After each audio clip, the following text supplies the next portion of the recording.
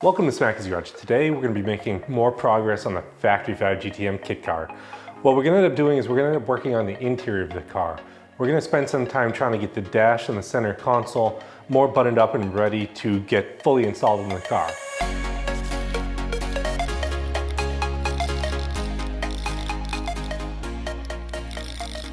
So we're going to start out with the dash looking completely like this, and then when we're done, this is what it's going to look like. On the interior of the car, as you can see, we've been making progress getting everything together, getting the mechanics together, but it doesn't look great because none of the interior panels are on it yet. So what we're going to do today is get a few of those on here. Now, when we look at kind of what's done and what needs work, we have this shifter here. We need to end up putting a hole in the center console for that. And then we have a dash up here that literally has been just flopping around when we drive it. We have some of those vice grip clamps that we've been using to hold it in place so we can look at it, make sure the engine's working okay while we're moving the car around, while it's running, but it's really not ideal. So what I want to do today is get some of the, not so much finish work done in here, but I want to progress on the dash some so that I know where everything's going to go and I know things are going to fit well. So this right here is something that I've had in place for ever since we got the car running, and it's essentially a engine start button and a key. The key needed to start the car, the engine start button, you push it, it turns over the engine. Probably not ideal in cardboard. We probably can find a better place to put this and to make it look a lot better. So we might end up doing that today as well. So with this done, we're definitely gonna have to button up some of the wiring. So you can see when I get in and I step down, there is wiring down there. So that all needs to be better organized and put into place. But without this dash pad on there, then I really don't know where everything's gonna go and what's the best way to route it. So that's what we need to do. Up here, where you can see a bunch of the wiring, I actually think this wiring, some of it does need to be extended to put this in the right location. Now, I did a full video on making this dash cluster a while back. So if you wanna go check that out, go check that out. The only thing is that I really have left to do here is add a few more for the fuel gauge. So the fuel tank wire, it's actually here, it's just not connected. So I need to connect that up. And then I need to take this and I think I need to actually extend some of these wires because the location that I was predicting this to be in is not the location that it's gonna finally rest in. So I need to do some wiring work here too today. Now the parts that we're gonna be using here, we have the dash pad on top of it. So this is gonna go in place and should cover the shifter in the center console area. And then we have this, which is gonna go around the dash cluster. And there should be another piece that goes on the passenger side up here that I need to find. All right, let's go ahead, let's jump into the work. Let's start by getting the dash pad in place and seeing what needs to be modified to get this to fit. Now, I'm not gonna put in these vents quite yet because I don't have the tubes run. I can always do that after since I'm not really bolting this down. I'm just trying to get the holes and get it in position.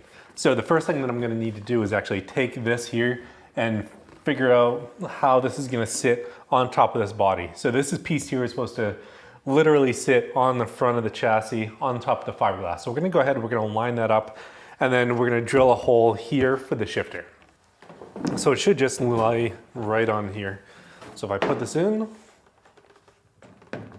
it'll go in, I'm gonna center it as much as possible so I can get that hole for that shifter in the right location. Now you can see it sitting on that edge and on that edge. So this will go here and then this piece will be covered by that piece over there. So now that we have this in place, I'm gonna go ahead, we gotta drill the hole for the shifter through there. And to do that, probably have to take off that shifter knob first and then mark exactly where that hole is. So everything's coming out together, so I have to take this apart.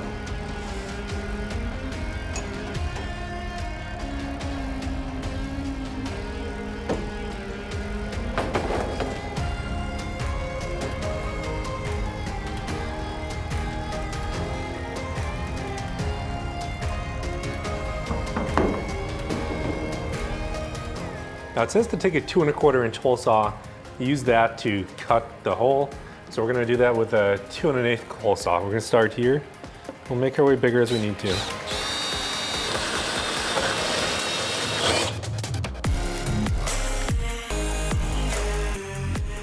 Now with that there, I should just be able to drop this on, except for the fact that the emergency brake is completely in the way. So that's gonna fit the holes in the right location, but that emergency brake is not letting us drop this in place. All right, so we dropped it in, now we're in place. There's still a small gap here, which I can move this down and fill, but then this moves off of this edge. So I can either push it down, have that gap down there closed, or I can leave it all the way up. Now this is why I'm trying to fit everything in and make sure everything kind of works first, because if I didn't do this and that was lined up like that, it would have caused an issue. Now I'm going to use this to see where in relation to this fiberglass body this should sit. So this should give me a better idea of where it's going to go. Or it might not fit at all. So I think where we're going to go with is not fit at all. So as you can see, it's going to be one tight fit. So what they say to do in the instruction manual is essentially get this level with the centerpiece here. And when you have it level with the centerpiece, then use the clamps to hold it in place before you screw it in. I don't really want to screw it in, but I want to at least get the clamps in place to make sure everything fits, to see if I need to take off material or not. Maybe over here.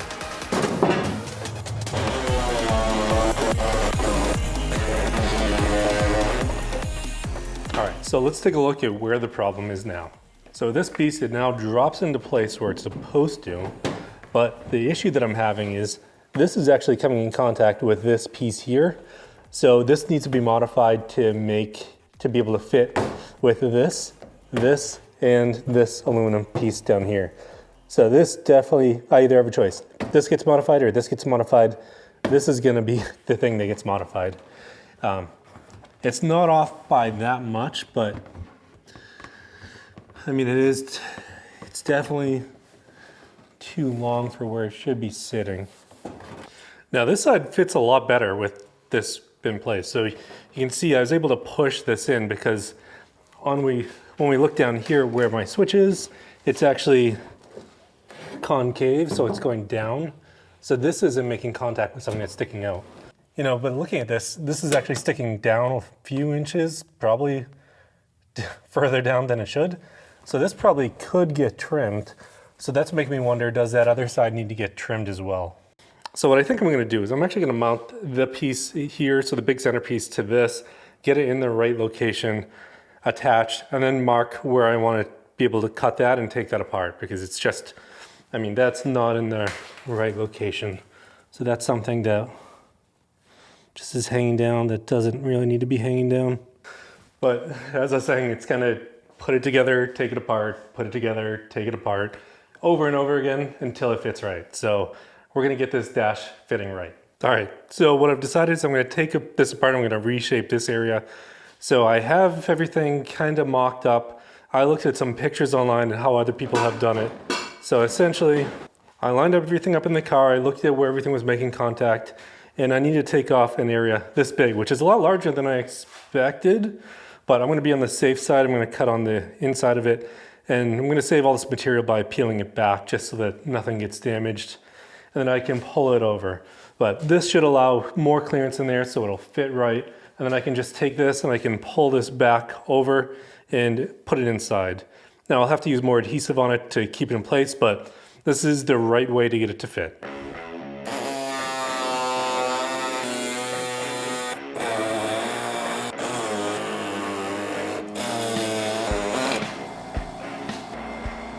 Go try it out.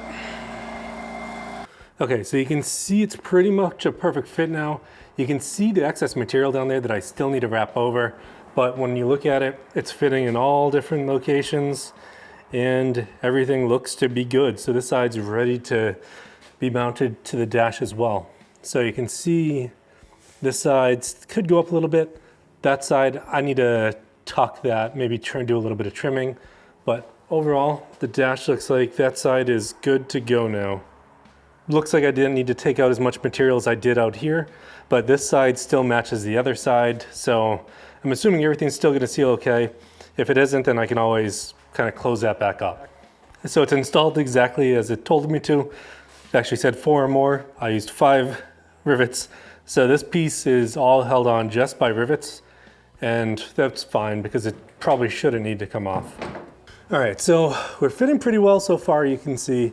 So we got the passenger side on, now we're gonna move on to the driver's side. You know, this is a little bit kind of flexed, as you can see there, so I'm going to need to push it down when I kind of do the final install. But this side fits, and it fits pretty well. And you can see up top here, looks pretty good. It came out pretty nice. It's pretty much flush with this where it's supposed to be. Now on to the next side. Now for this side of the dash, I needed a bunch of clearancing on the side where the chassis tube was going up the A-pillar. So I was able to take this tool, grind off and sand off the amount that I needed. Was a lot of work, but finally got it all down to where it was fitting well. This side I got to drill for riv nuts because the other dash pod is going to connect up here. So right now I'm going to start by drilling those up. Also, the nice thing about having a car that's unpainted is you can use the back of the car as a table as you need it.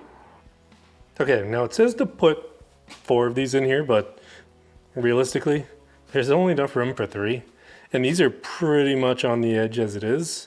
So between this and this gauge panel over here, everything's marked up. Now I just need to put these riv nuts in and then I can go ahead and put everything back in the car.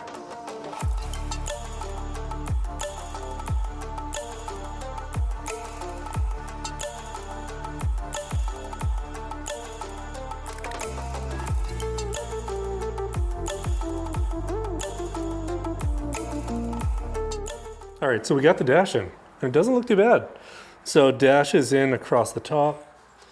Now from this side, you can open the door, but on this side, everything looks like it's fitting, but there's one major thing that I missed that's gonna take a lot more work. So unfortunately, with this gauge panel,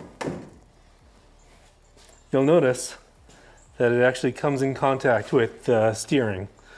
So that gauge panel needs a nice large chunk cut out of it so that it could slip underneath. And it looks like it's going to be a pretty big piece that needs to be cut out. So I don't know how high I actually need to come on this.